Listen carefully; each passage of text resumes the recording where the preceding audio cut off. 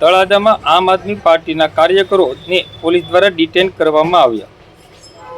ભાવનગર જિલ્લાના તળાજામાં આજે સોમવારના 20 જુલાઈ 2024ના 11:30 કલાકે આમ આદમી પાર્ટીના કાર્યકરોને પોલીસે ડિટેન કર્યા હોવાની ઘટના સામે આવી છે। મળતી માહિતી મુજબ આજે સવારે 11:30 કલાકે તળાજા મામલતદાર કચેરીના ગ્રાઉન્ડમાં આમ આદમી પાર્ટીના કાર્યકરો સોનમ વાંગચુકના સમર્થનના ઉપવાસ આંદોલન પર બેઠા હતા। જાણવા મળ્યું છે કે આમ આદમી પાર્ટી દ્વારા આંદોલન માટે તંત્ર પાસે આમરણ ઉપવાસની મંજૂરી માંગવામાં આવી હતી। જોકે મંજૂરી મળી ન હતી, તેમ છતાં પણ કેટલાક કાર્યકરો મામલતદાર કચેરીના ગ્રાઉન્ડમાં ઉપવાસ આંદોલન શરૂ કરવા પહોંચ્યા હતા।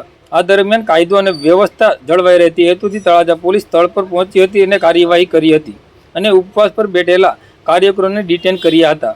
ઘટના દરમિયાન પોલીસનો ચુસ્ત પોલીસ બંદોબસ્ત ગોઠવવામાં આવ્યો હતો। હાલ સમગ્ર મામલે વધુ વિગતોની રાહ જોવાઈ રહી છે। પોલીસ ડિટેન કરેલા કાર્યકરો સામે શું કાર્યવાહી કરશે તે અંગે સત્તાવાર માહિતી હજુ સુધી જાણવા મળી નથી।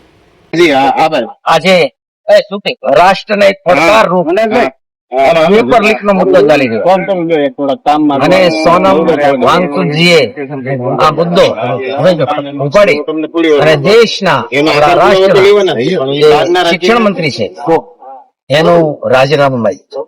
મિત્રો, યુવાનોનું ભવિષ્ય અંધકારમય થઈ રહ્યું છે અને પેપર લીક નો મુદ્દો અત્યારે સર્વવ્યાપી છે। એક વખત નથી બન્યું, 25 વખત પેપર લીક થઈ રહ્યા છે। એની સામે અવાજ ઉઠાવો એ આપણો રાષ્ટ્રીય ધર્મ છે અને એને માટે થઈને અમે અત્રે એક પ્રત્યેક ઉપવાસ ઉપર બેઠા છે। જય હિન્દ, જય ભારત, દેશ બચાવો, શિક્ષણ બચાવો, શિક્ષણ બચાવો, શિક્ષણ બચાવો, શિક્ષણ બચાવો, ભારત માતાજી, શિક્ષણ બચાવો, દેશ બચાવો, શિક્ષણ બચાવો, દેશ